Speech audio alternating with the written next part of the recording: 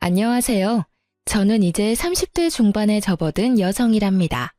제가 20대 말에서 30대 초에 겪은 황당한 사연을 말씀드리려고 용기를 냈어요.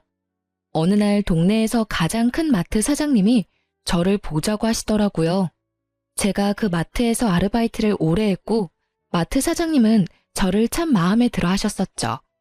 그래서 아르바이트를 그만두고도 계속 친분 관계를 유지하고 있었어요. 사장님은 저를 만나면 맛있는 밥도 사주셨고 저는 가게에 일손이 빌 때마다 가서 도와드리기도 했어요. 저를 마치 딸같이 생각해 주시더라고요. 어느 날 또 맛있는 것을 사주시겠다며 저를 부르셨죠. 그런데 이번엔 좀 의외의 말씀을 하시더라고요. 혜정 씨를 좋게 본 사람이 소개를 시켜달라고 어찌나 조르는지 원. 소개요? 무슨 일자리인가요? 일자리가 아니라 소개팅을 시켜달라는 거야. 그런데 이 집이 아주 좋은 집안이에요. 아들과 아버지가 같이 사업을 하는데 꽤 잘 되나 봐. 그 집으로 시집가면 아마 혜정 씨 팔자 필걸? 저는 이 말을 듣고 좀 의아했답니다. 저는 시골 출신으로 고등학교를 졸업하고 바로 서울에 올라와서 직장 생활을 좀 하다가 지금은 부동산 중개사 자격증을 좀 따볼까 하고 준비 중에 있었거든요. 사업체를 운영하면서 부유하게 잘 사는 집에서 며느리감으로 찍을 만한 사람은 절대 아니었죠. 그런데 그 아들도 그렇고 집안에서도 그렇고 그저 얌전하게 살림하고 아이 낳아 키울 현모양처감을 원한다죠. 그러다가 사장님 마트에서 저를 보았다고 했어요. 그리고 마음에 들어 사장님께 다리를 놔달라고 부탁한 거죠. 얘기를 들어보니 서울에 얼마 남지 않은 일반 주택에서 살고 있는데 경치도 풍광도 마치 외국 예쁜 도시 같은 방배동에 있는 큰 집에서 살고 있다는 것이었어요. 저 역시 굳이 결혼 생활과 직장을 병행해야겠다는 생각은 없었기에 사장님이 말씀하신 대로 한번 만나나 보자 싶었죠. 안녕하세요. 혜정 씨 말씀 많이 들었습니다. 저는 굳이 내세울 게 없는 사람이라서 아마 사장님이 다 말씀하셨을 거예요. 첫 마디를 떼는데 아주 겸손하게 자신을 소개하더라고요. 인상을 보니 부잣집 아들답게 아주 귀티나는 인상이었어요. 남자 피부가 어찌나 하얀지 여자 피부 같더군요. 얼핏 보기에도 밖으로 나다니지 않고 사무실에만 있는 사람으로 보였어요. 아무튼 첫인상이 나쁘지 않은 사람이었답니다. 그래서 두 번째, 세 번째 만남을 가지게 되었죠. 3번 정도 만났을 뿐이었는데 그 사람은 제가 편했는지 먼저 만났던 여자와의 연애담까지 들려주는 거였어요. 남들이 보면 잘 나간다고 할 만한 커리어우먼이었는데 어떻게든 자기 주장을 관철시켜야 속이 풀리는 성격이었대요. 그런데 이 남자는 그런 성격과는 반대의 성격을 가진 것 같았어요. 먹는 것이든 만나는 장소든 굳이 자신의 뜻을 내세우지 않더라고요. 몇 번을 더 만나보았지만 뭐든지 저를 먼저 배려했고 여러 가지 면에서 여자한테 자상한 남자였어요. 만난 지 6개월 정도가 되었을 쯤에 생각보다는 좀 이른 프로포즈를 받게 되었어요. 하긴 그 사람이나 저나 홍기가 꽉 찬 나이였죠. 우리 집에서도 제 결혼에 대한 걱정이 슬슬 나오기 시작했고 그 사람 집안에서도 빨리 며느리를 보기를 원한다고 했어요. 그래서 서둘러 상견례 날짜를 잡았죠. 다행히 상견례는 화기애애한 분위기에서 잘 끝났답니다. 그리고 결혼 준비를 위해서 우리 엄마와 그 사람의 어머니가 만나면서 결혼 준비가 조금 삐끗하더라고요. 다름이 아니라 예단 때문이었어요. 예비시댁은 아버지 쪽으로 형제가 3분이시고 어머니 쪽으로 5남매라고 하시더군요. 그런데 아버지 쪽이나 어머니 쪽이 모두 좀 사시는 집안들이라서 결혼할 때 예단들이 좀 크게 오고 갔던 모양이더라고요. 그러니까 예비 시어머니의 말은 받았으니 갚아주어야 한다는 것이었죠. 그런데 말씀하시는 것을 들으니 샤넬이니 구찌니 하는 브랜드 이름이 왔다 갔다 했고 심지어 아버지 형제 되시는 분들께는 명품 로고가 붙은 양복 한 벌씩은 모두 해드려야 한다는 거였어요. 이 밖에도 요구가 많았죠. 우리 집도 사실 시골에서 그렇게 가난한 집안은 아니었지만 예비 시어머니가 말하는 그런 예단을 모두 갖춰주는 것은 거의 불가능한 일이었답니다. 그래서 결혼 준비가 일단 소강 상태에 들어갔어요. 뭐야, 집안 형편 안 본다면서. 그런데 이렇게 예단을 크게 해오라고 하시니 이건 나를 며느리로 맞이하기 싫다는 얘기나 마찬가지잖아. 그게 아니라 엄마도 조심스럽게 말씀을 꺼내신 거라고 하시더라고. 받은 것이 있으니 돌려줘야 할 텐데 어떡하나 하고 말이야. 이건 자기가 이해를 좀 해줘. 그 대신 우리 살 집값은 넉넉하게 해주신다고 했어. 예비 남편을 통해서 그 정도 예단 준비는 우리 형편으로서는 불가능한 일이라고 몇 번을 전했는데도 남편의 어머니가 그 예단에 대한 입장을 굽히지 않더라고요. 자꾸 이러시면 우리 집 형편상 나는 이 결혼 다시 생각할 수밖에 없어. 부모님 사시는 집 팔아서 예단 준비를 할 수는 없잖아. 결국 결론이 나지 않을 이야기가 돌고 돌다가 예비 시집에서 한 가지 제안을 하더라고요. 지금까지 받은 것을 생각해서 어느 정도 수준을 맞춰서 돌려줄 수밖에 없으니 예단은 시댁에서 알아서 하겠다는 것이었어요. 그 돈을 그런데 우리 신혼 살림 집값에서 좀 많이 충당하시겠다는 거였죠. 말하자면 예단비와 집값을 퉁치자는 얘기였어요. 그러면서 시어머니가 말하기를 어차피 집도 넓고 하니 집에 들어와 살라는 것이었죠. 시집살이요? 그건 정말 싫더라고요. 요즘 누가 시집살이를 하나요? 그리고 요즘 경향은 시부모가 오히려 며느리를 데리고 사는 것을 기피한다고 하잖아요. 며느리 시집살이라는 말이 괜히 나왔겠어요? 더구나 이 시집살이 제안에 제 발목을 잡는 원인이 또 하나 있었답니다. 바로 예비 남편의 누나가 되는 손이 시누이가 집에서 함께 살고 있다는 거였죠. 시부모님만 계셔도 힘든 판국에 손이 시누이에 남편까지 한 집에 살고 있다니 이 결혼은 정말 아니다 싶었답니다. 자기야, 우리가 아무래도 인연이 아닌 것 같아. 나는 부모님 모시는 것도 자신이 없지만 시누이하고 한 집에 사는 건 정말 자신 없어. 그러니 우리 그냥 이쯤에서 결혼 얘기 접자. 예비 남편이 한동안 말이 없더라고요. 그러다가 고개를 들어 창밖을 보는데 눈물이 반짝이는 게 보였죠. 그리고 그 반짝이는 것을 들키지 않으려는 듯 천장을 바라보기도 하는 거였어요. 제 나이가 몇인데 지금까지 연애 한번 못 해봤겠어요. 결혼 얘기가 나온 적은 없었지만 헤어지던 순간에도 남자의 눈물은 본 적이 없었답니다. 그동안 시집의 예단에 대한 고집과 그럴 여유가 없다는 저 사이에 끼어서 이 사람이 중간에 죽어났겠구나 싶었죠. 모든 걸 다 떠나서 내 마음을 좀 생각해줘. 그리고 우리 누나는 조금 있으면 나갈 사람이야. 길게 같이 살 생각 아니고 지금 매형이 하는 일이 잘 안 돼서 잠시만 우리 집에 살고 있는 거야. 그러니까 제발. 여자의 눈물에 약한 것이 남자라고 하더니 제 경우는 남자의 눈물 몇 방울에 마음이 약해진 케이스였어요.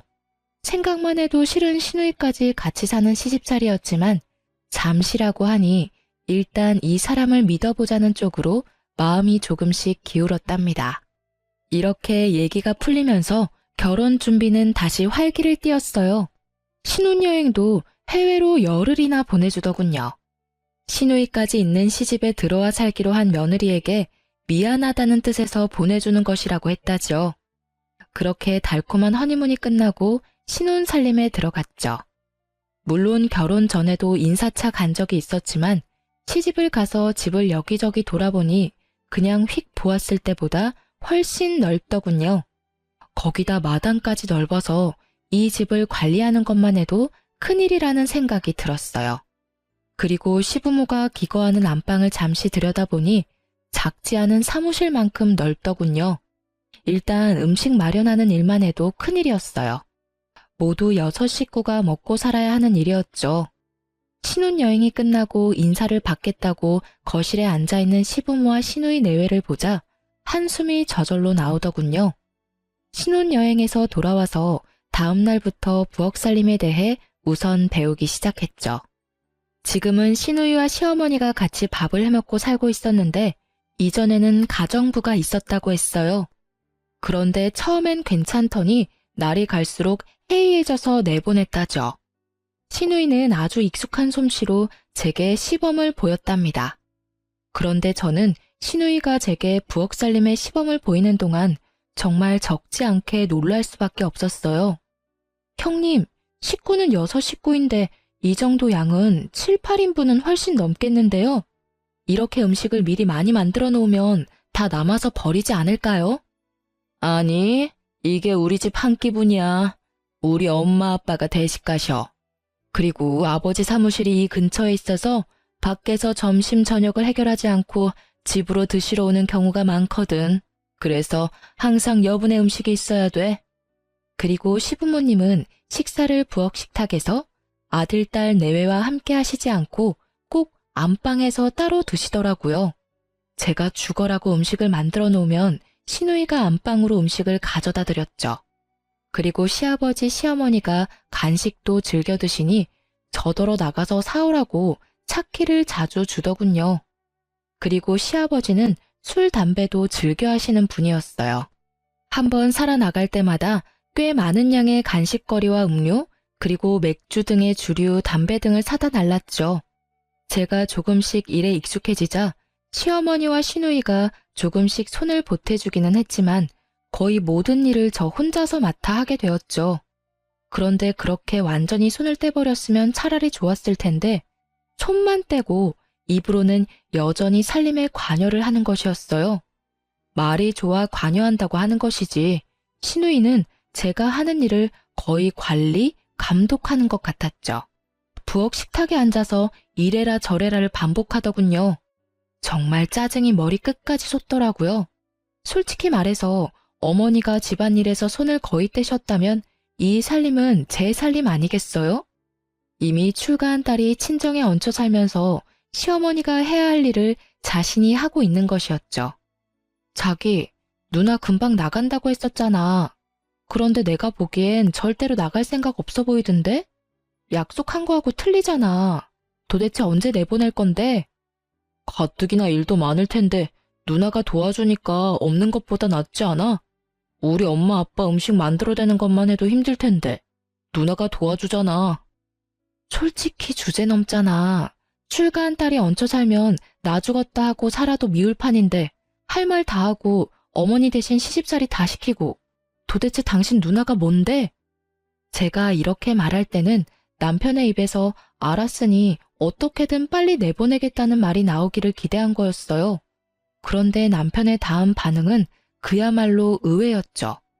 어디서 손이 시누이한테 주제 넘는다는 둥, 얹혀 산다는 둥 말이 많아? 그리고 누나가 무슨 시집살이를 시켰다고 그러는 거야? 누나가 안 가르쳐주면 자기가 그런 일 다 혼자 할 수나 있어? 다시는 우리 누나 험담하지 마. 나 기분 별로야. 남의 편이라서 남편이라고 한다면서요? 남편은 절대로 제 편이 아니더라고요. 결국 하소연을 한다는 것이 서러움만 한가득 받고 끝나고 말았답니다. 시어머니는 시누이에게 모든 것을 맡긴 듯 가끔 쇼핑이나 하면서 지내더라고요. 한번 나가면 명품 로고가 찍힌 쇼핑백을 한가득 들고 들어왔죠. 시어머니 안방엔 하나에 적어도 30만 원 이상 하는 고가의 화장품이 몇 개씩 보였고 옷방에 진열된 옷, 구두, 가방도 모두 내놓으라 하는 명품이었죠. 시누이 방에도 마찬가지였어요. 시아버지와 남편이 하는 사업이 잘 되기는 하나보다 생각했죠. 남이 보면 그림 같은 동네에 있는 큰 집에 잘 나가는 사업가 집안에 부러울 것이 없겠다고 할지 모르겠지만 저는 결혼한 지 얼마 지나지도 않아서 벌써 지치고 있었답니다. 우선 그 어마어마한 양의 음식을 만드는 것이 쉬운 일이 아니었어요. 그리고 시아버지와 남편이 일하는 사무실이 시댁과 근처에 있다는 것도 반가운 일이 아니었죠. 매일 집에 찾아와 점심, 저녁을 챙겨 먹었으니까요. 저 혼자만 먹으면야 김치 하나만 놓고도 먹죠. 그런데 시아버지 식탁을 그렇게 차려드릴 수가 있나요? 거기다가 남편과 시아버지의 퇴근이 늦는 경우가 많아서 오밤중이 되어야 제가 할 일이 끝나는 경우도 많았어요. 그리고 일이 정말 바쁘신지 사무실에서 못 들어오시는 날도 많았답니다. 일이 끝나고 제 방에 들어와서 앞치마를 벗으면 옷도 제대로 갈아입지 못하고 구겨져 골아 떨어지곤 했어요. 원래 저는 깊이 잠이 못 드는 체질인데 누가 업어가도 모르게 골아떨어질 정도로 힘든 생활이었답니다. 그렇게 힘든 하루하루가 지나고 있던 어느 날 친구들한테 갑작스럽게 전화가 온 날이었어요. 우리 집 근처에서 다들 만나기로 했으니 잠시 나왔다 가라는 것이었죠. 나갔다 오겠다는 말이라도 하고 나가려고 신우이를 찾았는데 거참 행동까지 빠른 신우이였어요. 분명히 조금 전까지 부엌에 같이 있었는데 아무리 찾아도 보이질 않는 거였죠.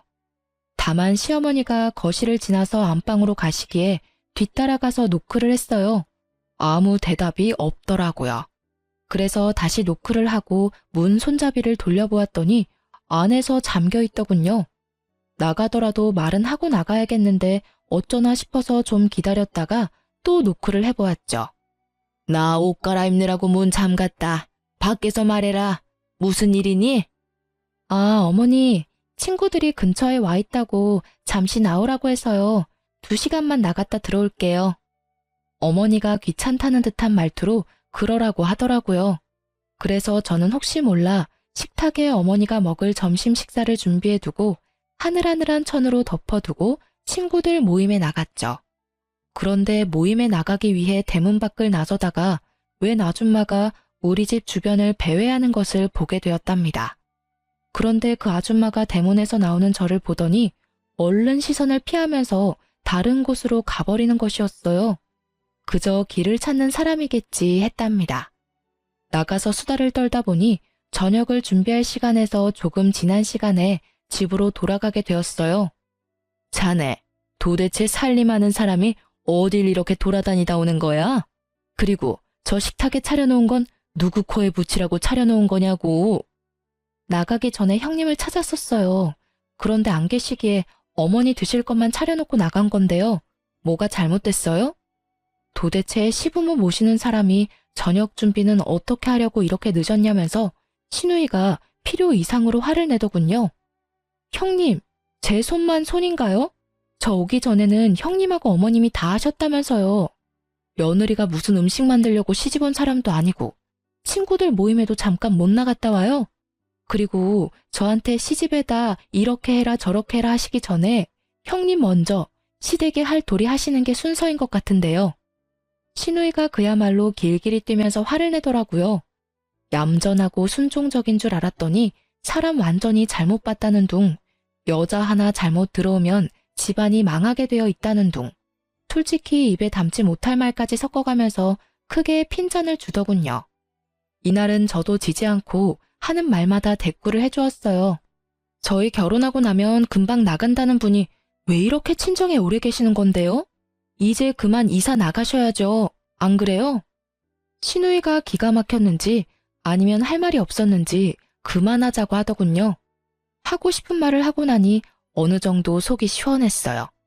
저녁 늦게까지 일을 다 하고 방에 들어와서 오랜만에 꿀잠까지 잤다니까요. 잠을 잘 자서 그런지 다음날 아침이 날아갈 것 같더군요. 아침 식사 준비를 해서 시아버지와 남편을 출근시키고 청소기를 밀면서 콧노래가 저절로 나왔어요. 아, 깜짝이야. 아버님, 깜짝 놀랐잖아요. 언제 들어오셨어요? 저 청소하느라고 들어오신 줄도 몰랐어요. 뭐 필요하신 거 있으세요? 시아버지는 그냥 잠시 쉬러 왔다고 하고는 안방으로 가더군요. 그러고 나서 제가 청소를 하러 2층으로 올라간 사이 시아버지가 어느새 다시 나갔던가 봐요. 저녁이 다 늦어서야 잠시 볼 수 있었죠. 처음 시집 와서는 정말 몸이 너무나 힘들어서 제 방으로 들어가자마자 골아떨어지는 일이 부지기수였는데 이제는 몸이 적응이 되어서 방에 들어가서도 여러 가지 일을 할 수 있었어요. TV를 보고 깔깔거리기도 하고 인터넷도 뒤져보고 넷플릭스에서 이 영화 저 영화 보기도 하면서 시간을 보내다 잠이 들기도 했답니다. 그리고 골아떨어졌을 때는 피곤해서 꿈도 꾸지 못했었는데 이제는 꿈도 꺼지더라고요. 꿈에서 웬 불도저가 하나 나타나서는 우리 집 지하실로 쿠궁거리며 다가오는 꿈도 꾸었죠. 그리고 꿈에 신우이의 머리채를 실컷 잡아 흔들어 주기도 했어요. 비명이 마치 지옥 저 깊은 곳에서 들려오는 소리처럼 윙윙거리며 귓전을 울렸답니다. 신우이 머리채를 잡는 통쾌한 꿈도 있었지만 깊이 잠드는 타입이 아니라서 그런지 꿈자리가 늘 어수선했답니다. 하루는 꿈에 웬 술자리가 보였어요. 남자들 몇이 상을 두고 둘러앉아서 술을 마시면서 얘기를 하는 말소리가 두런두런 들리기도 했죠. 아무튼 잠에 골아떨어지지 않게 되면서 꿈을 자주 꾸는 통에 잠이 깊질 못했고, 그래서 낮에 졸린 나날이 계속되었어요. 그날도 요란스럽게 만든 아침을 먹고 시아버지와 남편이 출근을 했고, 집에는 시누이와 시어머니 그리고 저만 남아 있었죠. 제가 부엌에서 물잔을 씻다가 그만 바닥에 떨어뜨리고 말았죠. 크리스탈 물잔이라고 조심하라고 시누이가 말했었는데 또 한 소리 듣겠다 싶더군요. 그런데 제가 잘못 들었을까요? 쨍그렁 소리에 이어서 바로 발밑에서 또 한 번 쨍그렁 소리가 난 것 같았어요. 그렇지만 부엌 천장이 높아서 울리는 소리일까 생각도 했어요. 그런데 그게 아니었어요. 분명히 제가 떨어뜨린 물잔의 쨍그렁에 이어서 다른 쨍그렁 소리가 작지만 분명하게 제 귀에 들렸답니다. 일단 저는 시누이가 보기 전에 얼른 치워야겠다고 생각하고 깨진 물잔 조각을 깨끗이 치웠어요. 그러고는 시치미를 뚝 떼고 있었답니다. 그리고 또 며칠이 흘렀고 어느 늦은 밤이었어요. 자기 담배 냄새 너무 난다. 옛날엔 향수라도 뿌리고 다니더니 요즘은 그것도 안 뿌리나 봐. 그 담배는 도대체 언제 끊을 거야? 결혼하면 끊기로 했었잖아. 시부모는 이미 안방으로 들어간 뒤였고 우리 내외와 시누이가 같이 거실에 앉아 있었죠. 그날은 특히 남편에게서 나는 담배 냄새가 거실 전체에 퍼져 있는 것 같았어요. 제가 일어나서 거실 구석에서 탈취제를 찾아 거실에 뿌려대기 시작했죠. 계속 남편에게 담배 좀 작작 피우라고 잔소리를 하면서요. 아유, 이 동네에는 그런 애들 없는 줄 알았는데 고등학생들 몇이 우리 집 뒷마당 쪽 바깥 벤치에서 매일 모여서 담배들을 뻑뻑 피운다지 뭐야? 또 그 애들인가 보다. 시누이의 말에 괜히 애먼 남편을 잡은 것 같아 좀 미안했답니다. 그러던 어느 날 점심시간이 조금 지난 후에 시누이가 제게 또 심부름을 시키더군요. 시어머니와 시아버지를 간식, 음료, 술, 담배 뭐 그런 것들이었어요. 이제는 대략 한 번에 얼마나 사야 하는지도 알기 때문에 신용카드와 차키만을 받아가지고 마트로 향했답니다. 그런데 나가는 길에 얼마 전에 보았던 그 아줌마를 또 볼 수 있었어요. 또 우리 집 근처에서 서성이다가 제가 다가가니까 얼른 돌아서더라고요. 혹시 나쁜 의도를 가지고 그러는 사람이 아닐까 싶어 경찰에 신고를 해야 되나 생각도 들었죠. 그날 장을 봐가지고 와서 시누이에게 그 아줌마 얘기를 했어요. 제가 몇 번 집 주변에서 그 아줌마를 보았다고 하면서 이상한 사람일지도 모르니 경찰에 신고를 해야 할까를 물었답니다. 그런데 시누이의 반응이 필요 이상으로 예민하더군요. 경찰은 무슨 경찰이야? 길거리에 지나다니는 사람을 다 신고할 참이야? 우리 집 앞은 누가 지나다니지도 못하냐고. 네? 그게 아니라요. 형님, 몇 번이 다 같은 사람이었다니까요. 나쁜 마음을 먹고 그럴 수도 있잖아요. 빈집인지 확인하고 털어가는 사람일 수도 있고요. 그러니 신고하는 게 낫지 않겠어요? 시누이는 또 아주 단호하게 쓸데없는 생각 말라고 하더군요. 하지만 분명 같은 사람이었고 제 마음속에 그 일은 하나의 궁금증으로 남았답니다. 며칠 뒤 길에 나가보니 어느새 단풍이 다 떨어지는 계절이더군요. 길에 떨어진 단풍잎들이 사람들의 발길에 밟혀서 지저분했어요. 차도에까지 날린 단풍잎들이 자동차 바퀴에 밟혀 도로도 지저분했고요. 장을 다 보고 집에 돌아와 차고에 차를 두고 일부러 대문을 통해 앞마당을 가로질러 들어갔어요. 집 앞 마당에도 나뭇잎들이 떨어져서 짓밟혀 지저분할 것 같았죠. 그런데 정말 이상했답니다. 나뭇잎이 떨어진 그대로 아무에게도 짓밟히지 않은 채로 온전한 모습을 하고 있는 거예요. 기껏해야 제가 나가면서 밟은 것 정도였어요. 솔직히 식구가 6식구이고 아침마다 4사람씩 출근을 하는데도 나뭇잎이 멀쩡하다뇨. 다들 이 마당을 통해서만 나갈 수 있는데 참 이상하다 싶었죠. 그러다가 한 가지 깨달은 사실이 있었답니다. 그동안 거의 한 번도 빼놓지 않고 시아버지와 남편이 출근할 때 중문까지만 배웅을 했었다는 생각이 났어요. 따라 나갈라 치면 굳이 중문을 닫으면서 나오지 말라고 했던 남편의 말도 기억났고요. 오늘도 남편과 시아버지가 중문을 통해 나갔고 저는 현관을 나가는 것까지만 보고 들어왔던 기억이 나더군요. 시누이는 어딜 갔는지 보이지 않았고 어머니도 안방에 있는지 기척이 없었고요. 자기야, 나 자기 사무실 좀 구경시켜주라. 한 번도 안 데리고 나갔었잖아. 아버님하고 자기가 일하는 곳인데 구경이라도 해야지. 사무실에 책상하고 의자밖에 더 있어. 구경하긴 뭘 구경하겠다는 거야? 생산하고 유통은 다 다른 곳에서 이루어지고 사무실은 그야말로 생산, 유통을 기록하는 곳일 뿐이라고. 굳이 그렇게 저를 데리고 나가지 않으려는 이유도 알 수 없었어요. 제 마음속에 짙은 의심의 먹구름이 뭉게뭉게 일었답니다. 점점 이상한 생각이 들기 시작했어요. 한 가지가 이상하다고 생각이 되니 그 밖에도 여러 가지 일들이 이상하다는 생각이 들었죠. 우선 시어머니도 이상했죠. 아침을 먹고 방에 들어가면 쇼핑을 하러 나가는 날을 제외하고는 하루 종일 나오질 않는 거였어요. 도대체 안방에서 혼자서 뭘 하길래 그렇게 나오질 않는 것일까요? 그리고 시누이 남편에 대한 생각도 들더라고요. 아침을 먹고는 항상 어느새 사라지고 없었다는 것을 저는 이제 깨닫고 있었답니다. 처가의 재산을 믿고 그러는지 특별한 직업이 없는 사람이었어요. 그런데 매일 어디를 가는지 집에 없는 것이었죠.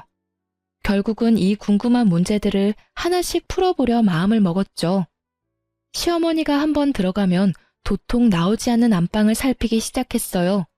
그래서 저는 시누이가 심부름을 시키는 날 마음을 굳게 먹고 현관문을 나간 다음 다시 살그머니 안으로 들어왔답니다.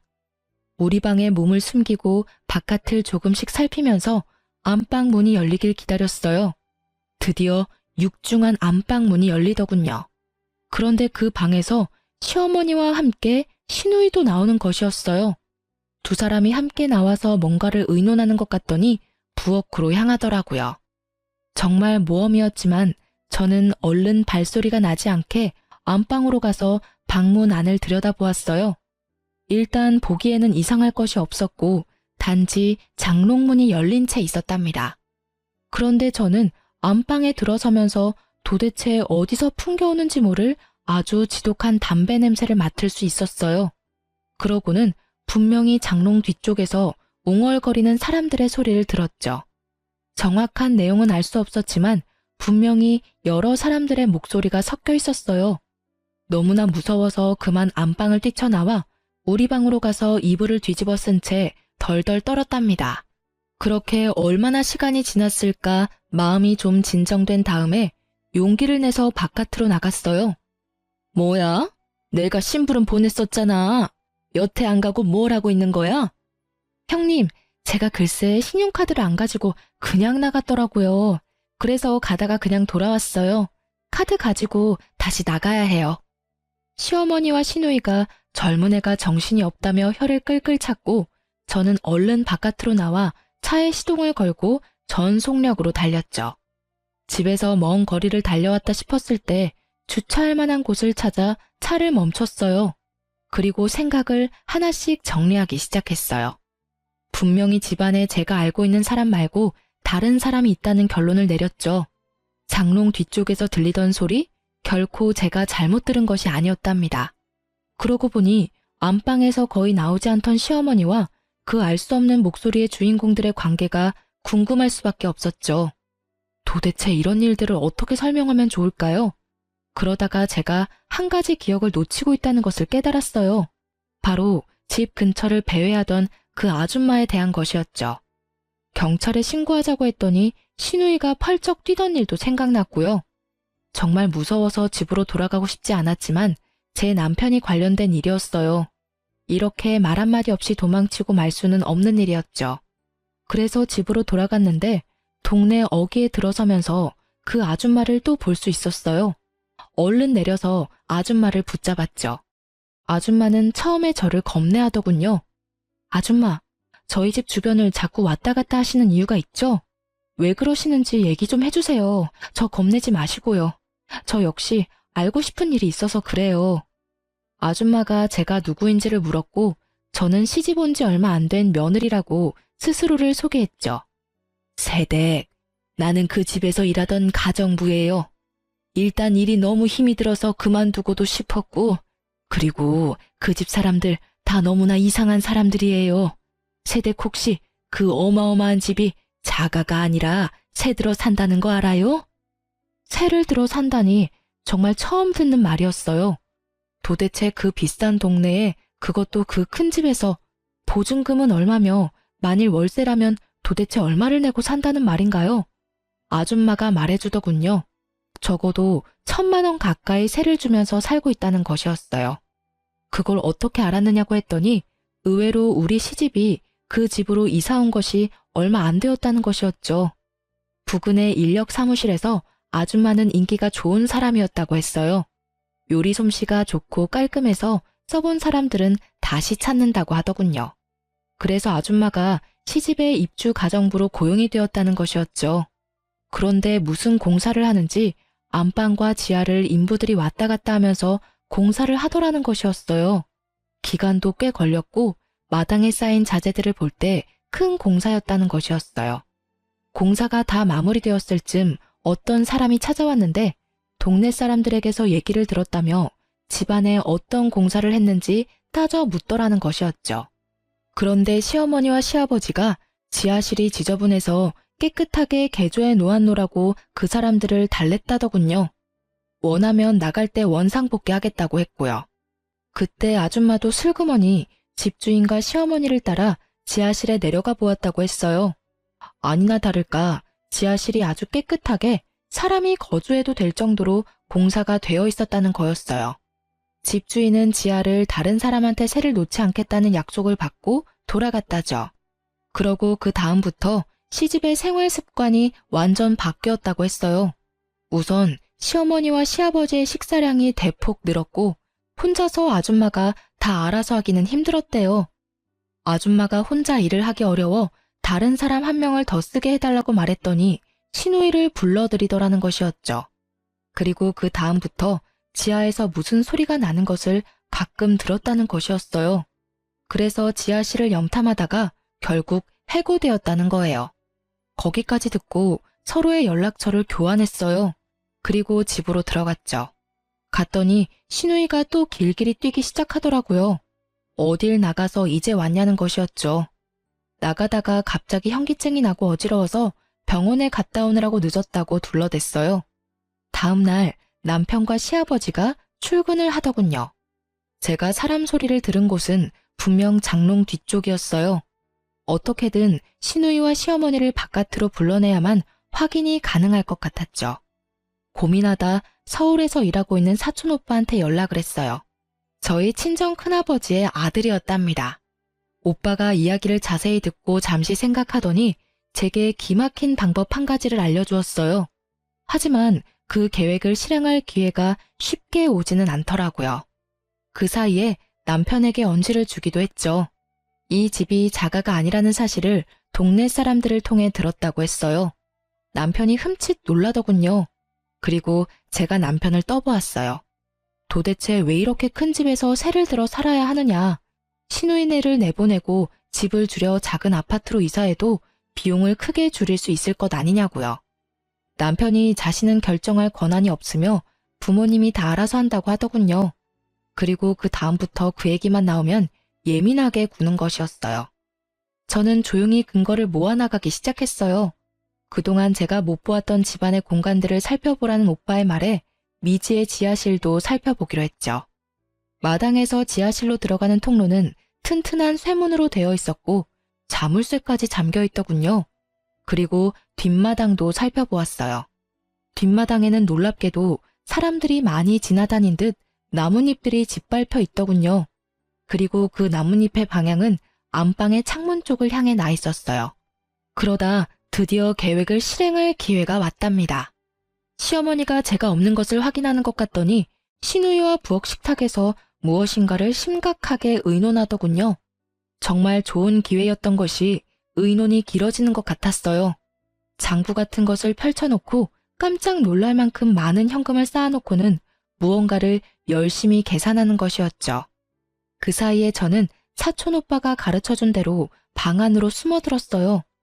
정말 가슴이 뛰고 무서워서 죽을 것 같았지만 오빠의 말을 믿고 그대로 했죠. 장롱문을 열어보니 역시 뒤쪽에서 분명한 말소리가 두런두런 들리더군요. 그리고 장롱 뒷판을 조심스럽게 앞뒤 좌우로 움직이자 뒷판이 움직이더라고요. 그러고는 문이 하나 보이는 것이었어요. 그 문을 살짝 열고는 저와 오빠가 계획한 대로 했죠. 불이야! 불이야! 큰일 났어요! 불났어요! 제가 소리쳤죠. 금방 안방의 연기가 자욱해졌고 그 연기가 아마 장롱 뒤쪽 문을 향해서도 퍼져갔겠죠. 그 순간 정말 믿을 수 없는 일이 벌어졌답니다. 장롱 뒤쪽 문이 활짝 열리더니 거기서 많은 사람들이 튀어나오는 것이었어요. 그 중에는 시아버지와 시누이 남편 그리고 제 남편도 보였죠. 출근을 했다던 사람들이 장롱 뒤에서 나오는 희한한 장면이었어요.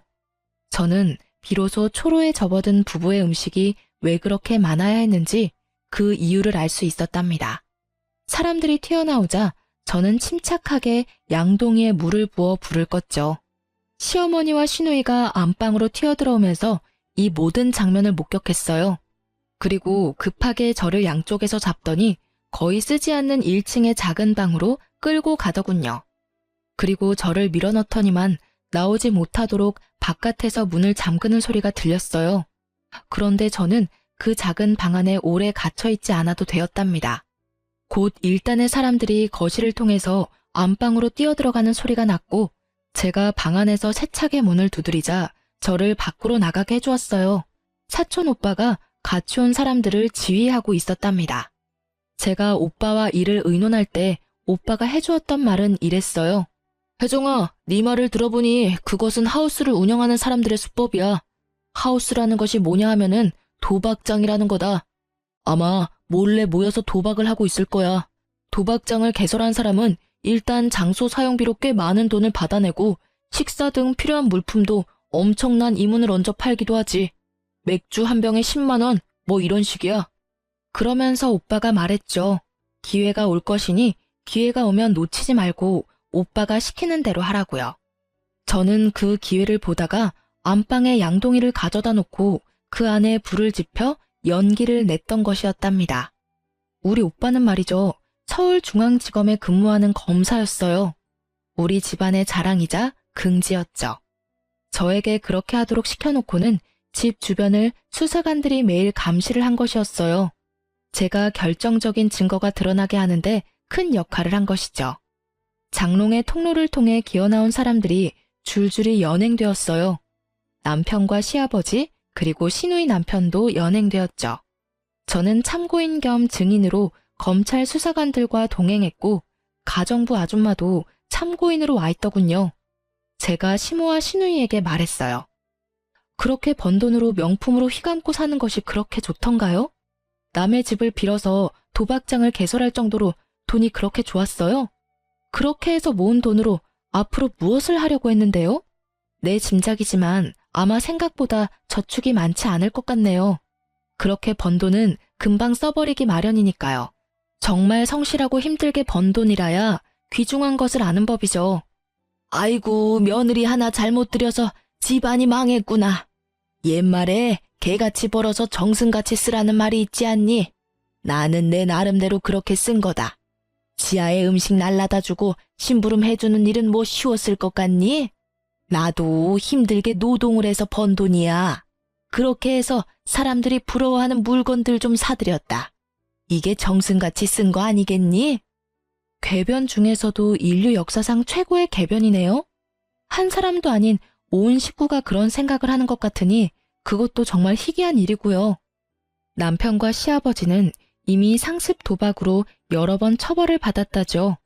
그리고 남편은 이미 한 번 이혼을 한 전력이 있더군요. 그것도 남편의 도박병 때문이었죠. 이혼 후에도 그 사실을 들키지 않기 위해선 번듯한 가정을 꾸려 멀쩡하게 살아가는 척 연기를 할 필요가 있었죠. 하지만 비밀을 숨기기 위해선 이것저것 많이 아는 똑똑한 서울 아가씨들보다는 시골에서 순박하게 자라난 며느리가 좋았을 테고요. 아이씨, 시골뜨기라 아무것도 모를 줄 알았는데 완전히 잘못 짚어서 집안 망했네. 뭐 들어가도 몇 년 살면 나오겠지. 우리 집 이런 식으로 안 죽는다고. 사촌오빠가 이번엔 아마도 빨리 나오지는 못할 것이라고 말해주더군요. 시아버지의 도박병은 이미 젊은 시절에 시작되었대요. 그 아버지의 그 아들인지 일확천금을 노리는 경향이 똑같았다더군요. 남편은 도박 때문에 입건되면서 회사에서 해고를 당하고는 아예 이 길로 들어선 것이었어요. 가슴에 손을 얹고 생각해봐. 회사에서 하루하루 열심히 일하고 한 달에 한 번 월급을 받는 그 기쁨이 기억이 나나? 그런 기쁨을 내던지면서 이런 두려움 속에서 돈만 추구하고 살았다고? 그리고 도박 뒤치다꺼리를 위해서 결혼을 했다고? 충고하지만 자식은 낳지 마라. 좋은 것을 가르칠 것 같지가 않아. 내가 보기엔 모두 구제불능이거든.